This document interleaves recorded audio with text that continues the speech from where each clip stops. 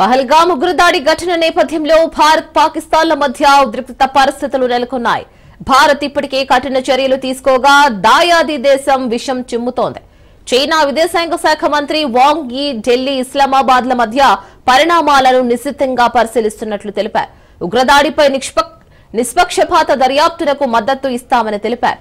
భారత్ పాక్ సంయమనం పాటించాలని అన్నారు. ఉగ్రవాదంపై పోరాటం అన్ని దేశాల ఉమ్మడి బాధ్యత అని అన్నారు.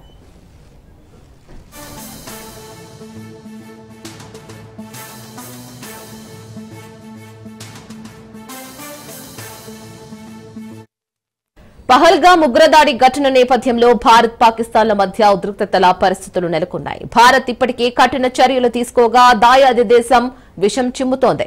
చైనా విదేశాంగ శాఖ మంత్రి వాంగ్ యీ ఢిల్లీ, ఇస్లామాబాద్ల మధ్య పరిణామాలను నిశితంగా పరిశీలిస్తున్నట్లు తెలిపారు. ఉగ్రదాడిపై నిష్పక్షపాత దర్యాప్తునకు మద్దతు ఇస్తామని తెలిపారు. భారత్ పాక్ సంయమనం పాటించాలని అన్నారు. ఉగ్రవాదంపై పోరాటం అన్ని దేశాల ఉమ్మడి బాధ్యత అని అన్నారు.